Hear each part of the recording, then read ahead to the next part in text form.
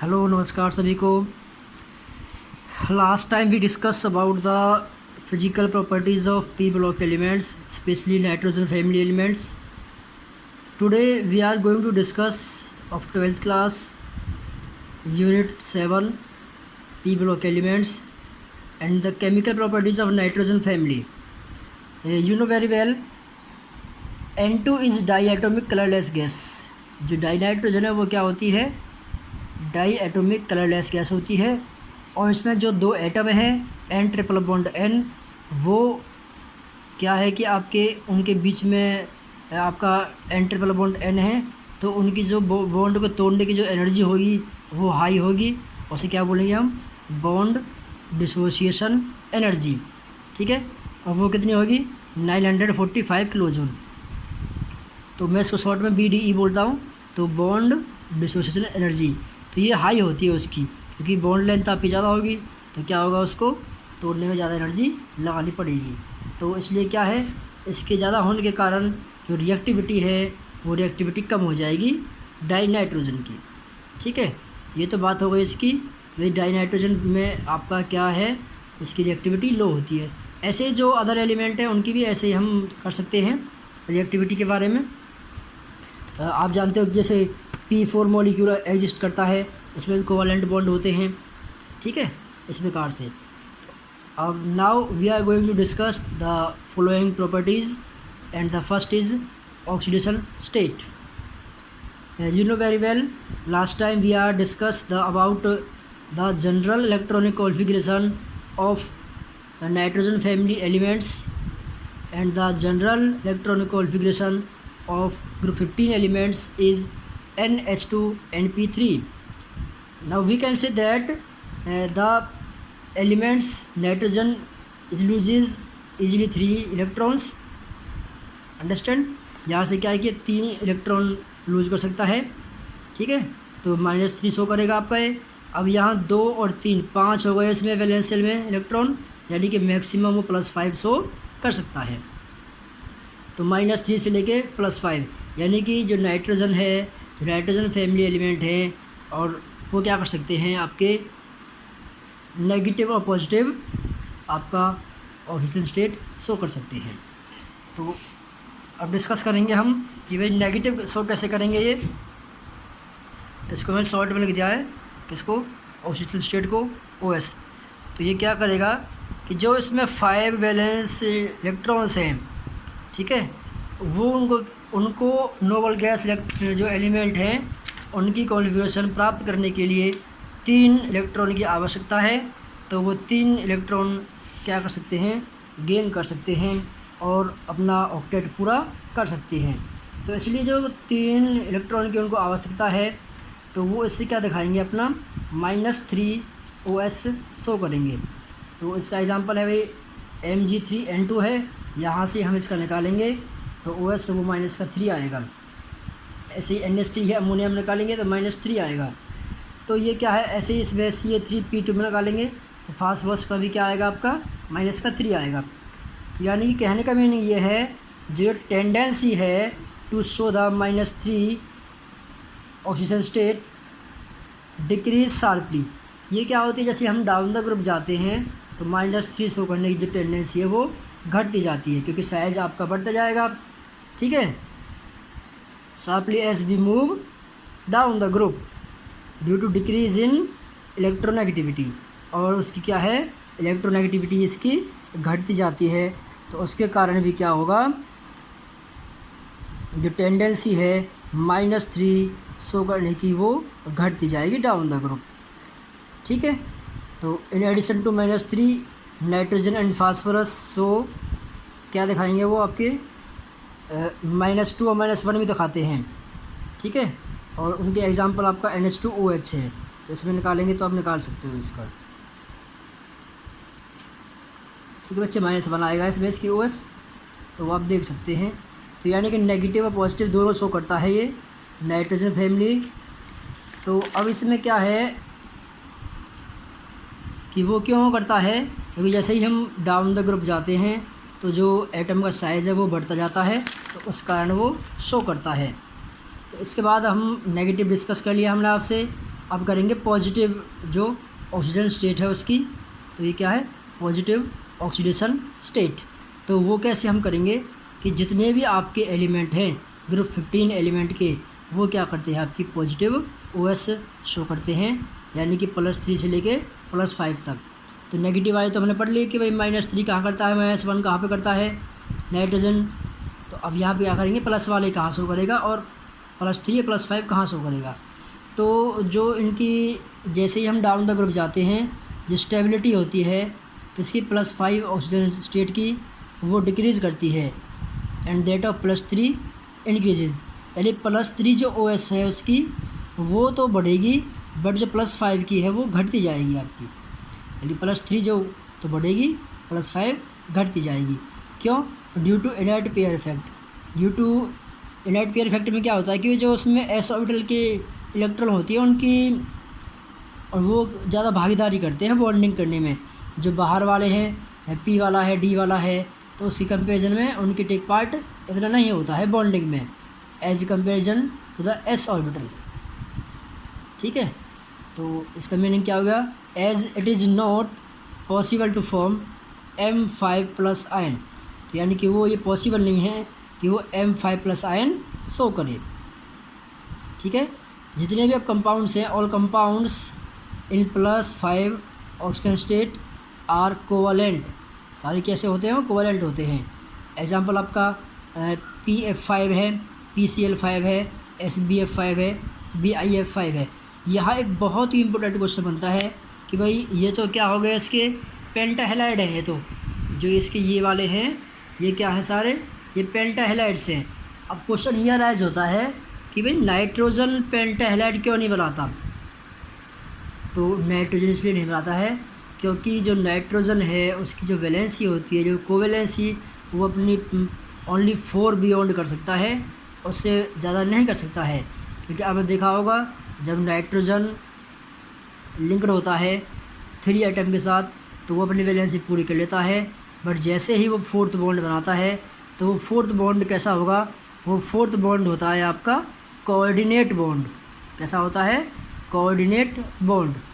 ठीक है, जिसके क्या होते हैं, इलेक्ट्रॉन आपकी टेक पार्ट नहीं करते हैं बॉन्डिंग में, तो वो क्या होता है, कोऑर्डिनेट बॉन्ड, शेयरिंग में टेक पार्ट नहीं करते हैं, उसको बोलते हैं हम कोऑर्डिनेट बॉन्ड। ठीक है, तो यहाँ पे आपको इस क्वेश्चन का आंसर मिल जाएगा कि नाइट्रोजन में एक तो क्या होता है, एक वैकेंट और d ऑर्बिटल्स नहीं होते हैं, इसलिए ये क्या होता है, आपका +5 शो नहीं करेगा। वैसे तो करता है, बट ये क्या है कि आपका पेंटाहेलाइड नहीं बनाएगा। +5 तो शो करेगा बट पेंटाहेलाइड नहीं बनाएगा।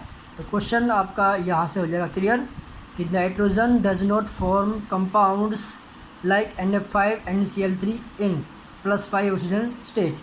तो इस +5 OS के अंदर जो NF5 है और NCl3 नहीं बनाता है। क्यों नहीं बनाएगा, because it does not have vacant d orbitals, यानी कि इसके पास क्या है, वैकेंट d ऑर्बिटल्स नहीं होते हैं। ठीक है, तो N shows +5, तो OH दिखाएगा ये इन N2O5 एक कंपाउंड है, ये आपका N2O5 है, डायमेरिक फॉर्म में होता है N2O5। तो ये क्या होता है, डायमेराइज हो जाता है, तो तब आपका +5 OH दिखाता है बाय फॉर्मिंग कोऑर्डिनेट बॉन्ड।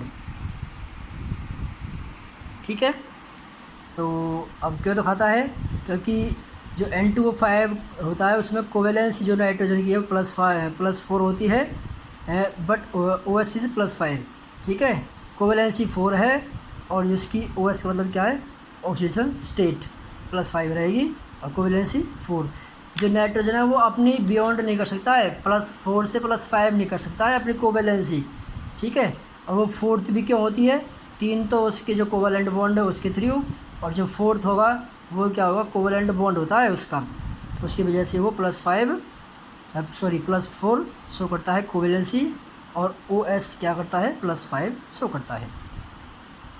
तो अब इन +3 +5 के अलावा भी क्या करता है, ये +1 भी शो करता है, N2O NO है, N2O4 है, +4 भी, यानी कि +1 +2 +3 +4 +5 सारे शो करता है। ठीक है, ये पॉजिटिव भी और नेगेटिव भी। तो इस बात को आप बिल्कुल ध्यान देना है। और जो नाइट्रोजन के कंपाउंड में पेंटाहेलाइड्स नहीं बनते हैं। पेंटाहेलाइड्स क्यों नहीं बनते हैं? क्योंकि नाइट्रोजन के पास एक तो अपनी कोवेलेंस को बियॉन्ड नहीं कर सकता है, देन दैट ऑफ 4, और दूसरी बात नाइट्रोजन के पास वैकेंट डी ऑर्बिटल्स नहीं होते हैं, इसलिए वो पेंटाहेलाइड नहीं बनाते हैं नाइट्रोजन। इसके बाद आती है आपकी बात कि भाई मैक्सिमम कोवेलेंसी आती है, कि जो मैक्सिमम कोवेलेंसी कितनी है आपकी इन एलिमेंट्स की, ग्रुप 15 एलिमेंट की। तो जो मैक्सिमम कोवेलेंसी है नाइट्रोजन की वो 4 होती है, ठीक है। और इसके अलावा भी क्या वो एक्सपेंड नहीं कर सकता है इसको, it's octet because of vacant D orbitals, ठीक है, क्योंकि इसमें वैकेंट डी ऑर्बिटल्स एब्सेंस होते हैं, उसकी वजह से ये क्या करता है, अपनी जो कोवेलेंसी है उसको एक्सपेंड नहीं कर सकता है। तो that's why nitrogen does not form pentahalide. इसका एक क्वेश्चन था, वो इसका भी आपको आंसर मिल गया कि अपनी कोवेलेंसी को एक्सपेंड नहीं करता है नाइट्रोजन, तो उसकी वजह से क्या है, ये आपका पेंटाहेलाइड नहीं बनाता है, लाइक NF5 NCl5 ऐसे। बट जो अदर एलिमेंट्स हैं due to presence of vacant D orbitals they show covalency of +5 दिखाते हैं वो, तो इसी वजह से क्या है वो PF5 PF6 बनाते हैं। तो इसलिए जो मैक्सिमम कोवेलेंसी है नाइट्रोजन की वो +4 होती है, तो उसके अलावा उसको एक्सपेंड नहीं कर सकता है, इसलिए तो क्या है वो पेंटाहेलाइड। हाँ, ट्राईहेलाइड तो बना देगा बट पेंटाहेलाइड नहीं बनाएगा। अब यहाँ से आपके कुछ इम्पोर्टेंट टॉपिक्स स्टार्ट होते हैं। अब क्या है कि भाई हम फॉर्मेशन में पहले हाइड्राइड पढ़ते हैं, इसमें भी कुछ पॉइंट आएंगे आपके, वो भी करते जाएंगे। जितने भी आपके फैमिली मेम्बर हैं नाइट्रोजन के, वो सारे क्या बनाते हैं, दे फॉर्म देयर हाइड्राइड, और उन सभी का जनरल फार्मूला क्या है हाइड्राइड का, EH3। यहाँ पर E क्या है, NPAS ठीक है। तो नाइट्रोजन फैमिली के जितने भी एटम हैं वो सब हैं E के स्थान पर, तो ये इनका हाइड्राइड क्या हो जाएंगे, NH3 हो गया, PS3 हो गया, ASS3 हो गया, SBH3 हो गया, BIS3 हो गया, ठीक है जी। ये इसका हाइड्राइड है, ठीक है। अमोनिया, फॉस्फीन, ठीक है, ऐसी एस्टिडाइन हो गया, स्टेबिन हो गया, हिस्टमाइन हो गया, ये इनके नाम हैं सभी, अंडरस्टैंड।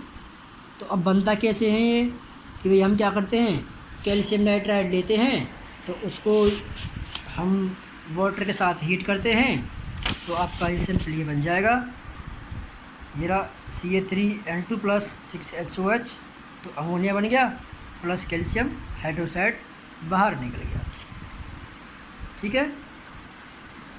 अब कुछ इसकी कुछ पॉइंट हैं जो बहुत ही इम्पोर्टेंट हैं, कि भाई जो हाइड्राइड्स हैं इसके हम बात करेंगे अब हाइड्राइड की, कि भाई हाइड्राइड में क्या क्या इसकी प्रॉपर्टीज़ आती हैं, क्या क्या इसके इम्पोर्टेंट कुछ डिफेक्ट आते हैं, कि भाई ये कैसे इसकी बेसिक स्ट्रेंथ है, रिड्यूसिंग कैरेक्टर क्या है इसका, ठीक है, बॉइलिंग पॉइंट क्या है इनका, तो उन सभी के बारे में रीड करेंगे।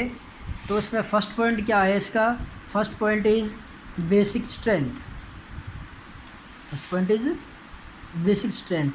देखो बेसिक तो होता ही है, ये जितने भी हाइड्राइड हैं ग्रुप 15 के, NH3 है, PS3 है, ASS3 है, SBH3 है, इन सभी में क्या है, इन सभी जो सेंट्रल एटम है, सेंट्रल एटम क्या हो गया, जो भी आपके पास नाइट्रोजन फैमिली के एटम हैं, उन सभी के पास क्या होगा, उन सभी के पास लॉन पेयर होता है, तो उस लॉन पेयर की वजह से ये लुईस बेस की तरह वर्क करते हैं, ठीक है। तो इसमें लिखा हुआ है कि these hydrides are Lewis bases due to presence of lone pair of electrons on central atom. Central atom पे क्या है, लॉन पेयर ऑफ इलेक्ट्रॉन है, तो उसकी वजह से क्या करता है, ये लुईस कैरेक्टर शो करता है, ठीक है। अब उस लुईस कैरेक्टर का ऑर्डर क्या होगा उसके बारे में हम देख लेते हैं। तो उसका लुईस कैरेक्टर का ऑर्डर क्या है, देखिए ये है डिक्रीजिंग ऑर्डर है NH3 PS3, यानी कि जो बेसिक स्ट्रेंथ है वो किसकी ज़्यादा रहेगी, NH3 की। तो डाउन द ग्रुप घटती जाएगी बेसिक स्ट्रेंथ हाइड्राइड की। तो आप ध्यान रखें कि NH3 is more basic than that of other hydrides. ठीक है, ये सारा क्या है, इसका डिक्रीजिंग ऑर्डर है। NH3 हो गया, PS3 हो गया, ASH3 हो गया, ACBH3 हो गया। ठीक है, तो इसका कारण क्या है कि जो नाइट्रोजन, एक तो है आपका NH3 is more basic than that of other family members. Why? Because nitrogen have small atomic size and high electron density. ठीक है, तो जो इसके इलेक्ट्रॉन रिलीजिंग की टेंडेंसी होती है तो वो बेसिक स्ट्रेंथ क्या होती है, हाई होती है।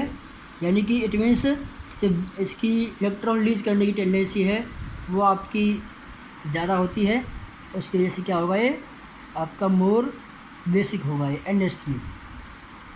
भाई एक तो नाइट्रोजन है, फिर फास्फोरस है, आर्सेनिक है, एंटीमनी है, बिस्मिथ, ये तो एलिमेंट हैं। जैसे ही हम डाउन द ग्रुप मूव करेंगे तो वहाँ पे क्या होगा, ये तो वही वाली बात हो गई भाई।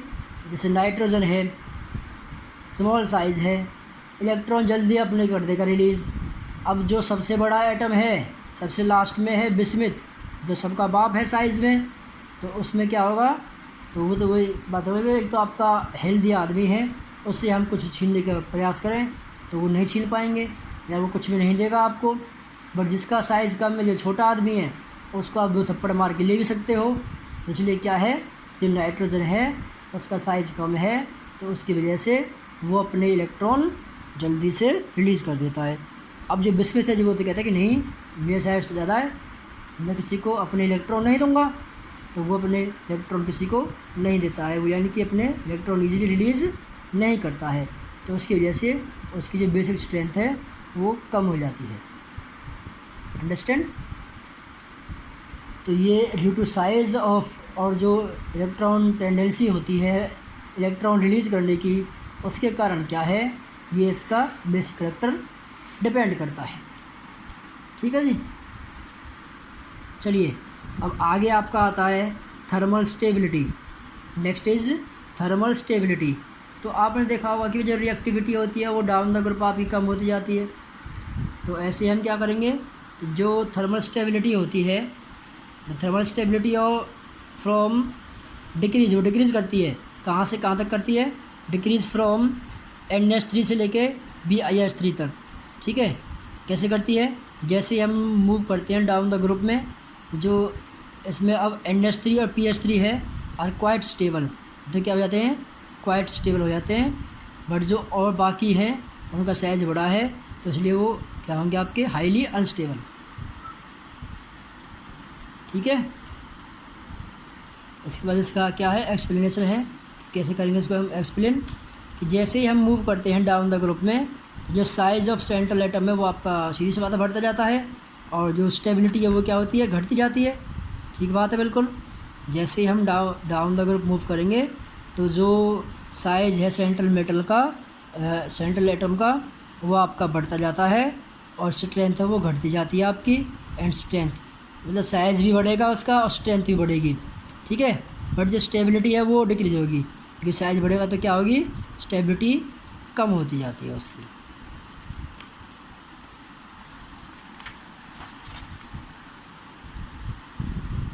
इसके बाद जो आता है वो बहुत ही इम्पोर्टेंट है, वो है रिड्यूसिंग करैक्टर। ठीक है, तो रिड्यूसिंग करैक्टर क्या है आपका, हाइड्राइड्स का इंक्रीज़ करता है फ्रॉम NH3 से लेके BiH3 तक। ठीक है, तो इसमें क्या होता है कि भाई रिड्यूस करना, एडिशन ऑफ हाइड्रोजन जो होता है, तो जैसे ही इसका साइज तो स्मॉल है, तो उसमें क्या होगा, जो इलेक्ट्रॉन है वो टाइटली बाउंड होंगे, तो उसकी वजह से क्या होगा, जो ये अपने जो प्रोटॉन है वो आपका जो इजीली नहीं दे पाएगा किसी को। तो इसलिए क्या है कि NH3 की जो इसमें रिड्यूसिंग पावर है वो क्या रहती है, आपकी कम रहती है। ठीक है, क्योंकि इलेक्ट्रॉन नहीं दे पाएगा। अब इसमें क्या है कि जो जल्दी से इलेक्ट्रॉन आपका निकाल देगा, उसकी जो रिड्यूसिंग पावर है वो उतनी ज़्यादा हो जाएगी। ठीक है जी। तो इसलिए क्या हो गया इसमें, ये इसका ऑर्डर है, आप ध्यान कर लें इसको कि NH3 है, फिर उसके बाद क्या है PS3, फिर क्या है ASH3 है, फिर क्या है SbH3 BiH3, यानी कि ये इसका रिड्यूसिंग करेक्टर है। जो रिड्यूसिंग करेक्टर होता है वो क्या करता है, हाइड्राइड्स का हम क्या पढ़ रहे हैं, जो इसमें नाइट्रोजन फैमिली है उसके लिए जितने भी आपके हाइड्राइड्स हैं उनका हम क्या पढ़ रहे हैं, थर्ड पॉइंट पढ़ रहे हैं हम, रिड्यूसिंग करेक्टर। तो वो क्या करता है, इंक्रीज़ करता है डाउन द ग्रुप करने पर हाइड्राइड का। क्यों करता है उसका देखिए, अब जो रिड्यूसिंग करेक्टर इज़ किससे होता है संबंधित, ये टू देयर स्टेबिलिटी, ठीक है। The greater the unstability of hydride, अगर अनस्टेबिलिटी ज़्यादा होगी तो more is the reducing character. आपने देखा होगा कि जो इसमें स्टेबिलिटी है डाउन द ग्रुप वो घटती जाती है, साइज बढ़ता जाएगा, स्टेबिलिटी घटती जाएगी उसकी। तो उसकी वजह से क्या है, जितना ज़्यादा आपका अनस्टेबल, यानी कि अब बिस्मथ है वो सबसे ज़्यादा अनस्टेबल होगा, तो उसकी वजह से क्या है, वो मोर रिड्यूसिंग करेक्टर होगा उसका, ठीक है जी। तो इस बात का आप ध्यान रखें कि जो जितना आपका स्टेबिलिटी ऑफ हाइड्राइड्स के, जितनी स्टेबिलिटी आपकी स्टेबिलिटी NH3 है तो मोर स्टेबल है, बाकी जो और एलिमेंट है वो आपके लेस स्टेबल हैं। तो यानी कि जो रिड्यूसिंग करेक्टर है वो क्या होता है inversely proportional to the stability के, ठीक है। स्टेबिलिटी ज़्यादा तो रिड्यूसिंग करेक्टर कम हो जाएगा उसका, ठीक है। जितनी आपकी स्टेबिलिटी कम होगी उतनी ही क्या होगी, रिड्यूसिंग पावर ज़्यादा रहेगी उसकी। तो ये कारण दिया हुआ है इसमें, ये पॉइंट आप ध्यान रखें कि जो रिड्यूसिंग पावर होती है वो होती है inversely proportional to the stability of the atom और मॉलिक्यूल, ठीक है जी। तो ये तो था आपका रिड्यूसिंग करेक्टर में हाइड्राइड्स थे जितने भी आपके उनका। अब नेक्स्ट बात करते हैं हम बॉइलिंग पॉइंट का। तो आप वैसे तो जानते हैं कि बॉइलिंग पॉइंट क्या होता है, जैसे हम डाउन द ग्रुप जाते हैं तो बॉन्ड लेंथ बढ़ती जाती है, उसको हमको ज़्यादा बॉयल करना पड़ता है, तो क्या है ऑब्वियसली तो जो बॉइलिंग पॉइंट है वो बढ़ता है डाउन द ग्रुप मूव करने पर। तो इसमें क्या कि ammonia has higher boiling point. अब यहाँ थोड़ा सा रीज़न है कि वे NH3 का ज़्यादा बॉइलिंग पॉइंट होता है PH3 से। क्यों? क्योंकि जो NH3 है उसमें हाइड्रोजन बॉन्डिंग होती है। अब आपको पता होगा कि हाइड्रोजन बॉन्डिंग कौन शो करता है, हाइड्रोजन बॉन्डिंग शो करते हैं आपके 3 element FON, fluorine, oxygen, nitrogen. These are the more electronegative atoms. When they are linked with hydrogen, then they form hydrogen bonding. So now we can say that NH3 have hydrogen bonding, so it have higher boiling point than that of PH3, ठीक है। तो इसलिए क्या है, इसका boiling point ज़्यादा होता है ड्यू टू हाइड्रोजन बॉन्डिंग। और बाकी हम जो और तो इसका बॉइलिंग पॉइंट NH3 का ज़्यादा होगा किससे, PH3 से। तो PH3 का कम होगा, PH3 पहले आएगा, फिर क्या आएगा आपका NH3, फिर आगे ASH3। तो इसमें चलता रहेगा आपका ऑर्डर। देखो ना, मैं इसमें अगर इसका ऑर्डर लिखना चाहूँ तो वो इसका मैं ऑर्डर राइट कर सकता हूँ।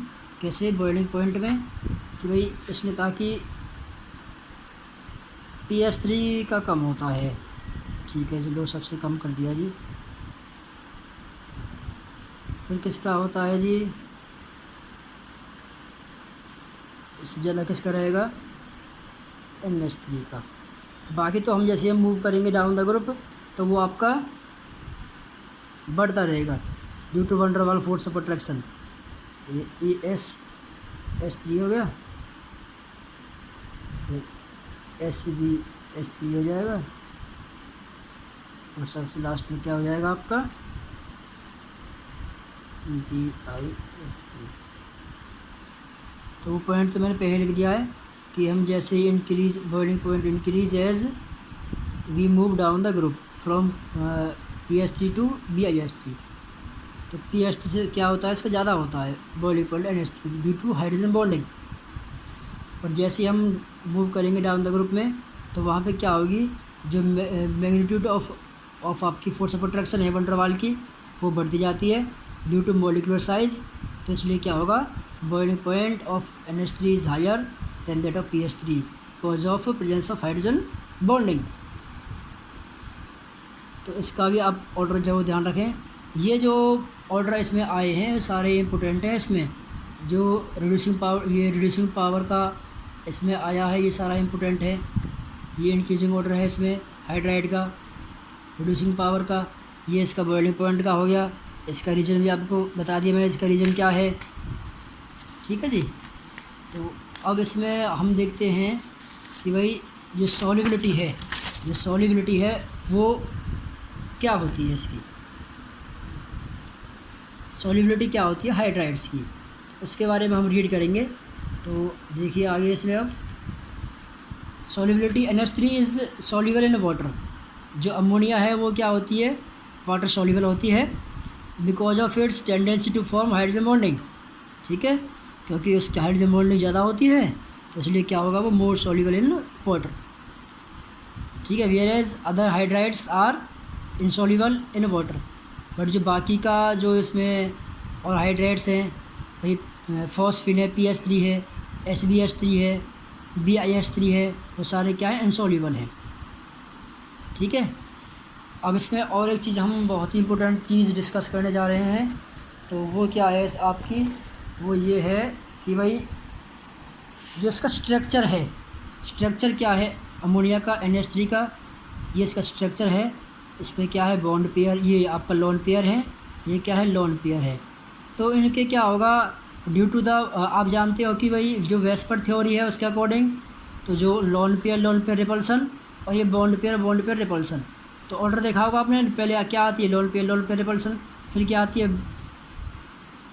लोन पेयर बॉन्ड पेयर, फिर कौन सी आती है बॉन्ड पेयर। तो इसमें क्या कि जो बॉन्ड पेयर रिपल्सन है और जो इसमें लोन पेयर है, लोन पेयर और बॉन्ड पेयर की रिपल्सन के कारण जो लोन पेयर रिपल्सन है वो ज़्यादा होती है बॉन्ड पेयर से। तो उसकी वजह से क्या होगा, इसका जो बॉन्ड एंगल है वो आपका रिड्यूस हो जाएगा, कम हो जाएगा। ठीक है, तो ये इसमें बात लिखी हुई है। तो NH3 का क्या स्ट्रक्चर है, ये होता है पिरामिडल, और जो इसमें सेंट्रल एटम है उसकी शेप क्या है, sp3 हाइब्रिडाइज। ठीक है, तो अब जो नाइट्रोजन के ऊपर लोन पेयर है उसकी वजह से क्या होगा, जो ज्योमेट्री होती है अमोनिया की थोड़ी सी वो डिस्टॉर्टेड हो जाती है। तो ये उसका बॉन्ड एंगल है वो होता है 107 डिग्री, और वो उससे भी क्या है, फिर डाउन द ग्रुप जाने पर घटता जाता है due to the VSEPR theory. इसका मीनिंग क्या हो गया भाई, अब जैसे ही हम यहाँ पर चले, NH3 के अलावा में बॉन्ड कितना है 107 डिग्री, PH3 में कितना है 94 डिग्री, और इसमें कितना है ASH3 में 92 डिग्री। ठीक है, घटता जाएगा। ठीक है, बॉन्ड पे रिपल्सन और लोन पे रिपल्सन के कारण, तो ये बॉन्ड एंगल भी इसका घटता जाएगा। ठीक है, तो ये क्या है, इसका एक्सप्लेनेशन है कि जैसे ही डाउन द ग्रुप मूव करते हैं तो जो नेगेटिविटी है, जो इलेक्ट्रोनेगेटिविटी है सेंट्रल एटम की, वो क्या घटती जाती है। तो उससे क्या होगा, तो bond pair shift more and more away from central atom. तो जो सेंट्रल एटम से जो बॉन्ड पेयर है वो ज़्यादा दूर होता, जो उसकी डिस्टेंस है वो बढ़ती जाएगी उससे। तो उससे क्या होगा, as a result repulsion between bonded pairs decrease and hence bond angle decrease. तो जो बॉन्ड पेयर्स में क्या होगी, रिपल्सन वो घट जाएगी, और उससे क्या होगा, बॉन्ड एंगल भी आपका घट जाएगा। जैसे हम मूव करते हैं हम NH3 से BiH3 की तरफ। तो ये क्वेश्चन आपका बहुत बनता है कि भाई स्ट्रक्चर क्या है इसका, पिरामिडल है। ठीक है, सिर्फ और इसकी sp3 हाइब्रिडाइज है, बॉन्ड एंगल क्यों घटता है, according to the VSEPR theory lone pair repulsion ज़्यादा होती है, more stronger than that of bond pair. तो वो इसका रीज़न है। तो जो इलेक्ट्रोनेगेटिविटी है डाउन द ग्रुप, वो आपकी क्या होगी, डाउन द ग्रुप घटती जाएगी। तो वो घटने से क्या होगा, जो बॉन्ड पेयर है वो सेंट्रल एटम से ज़्यादा डिस्टेंस पर शिफ्ट हो जाएगा। तो उसकी वजह से क्या है, इसमें जो बॉन्ड एंगल है वो आपका कम होता जाएगा। तो वो आपका ऐसे डिक्रीज़ करता रहेगा बॉन्ड एंगल। तो ये थे आपकी कुछ इसकी केमिकल प्रॉपर्टीज़ बाकी और हम करेंगे नेक्स्ट वीडियोस में। आज के लिए बस इतना ही। तो जितने भी मैंने आपको सारी प्रॉपर्टीज़ करवाई हैं, आपकी प्रॉपर्टीज़ सभी आपको आनी चाहिए, ठीक है। और बस अपना ऐसे ही करते रहिए काम, अपने आप को स्वस्थ रखिए। Thank you.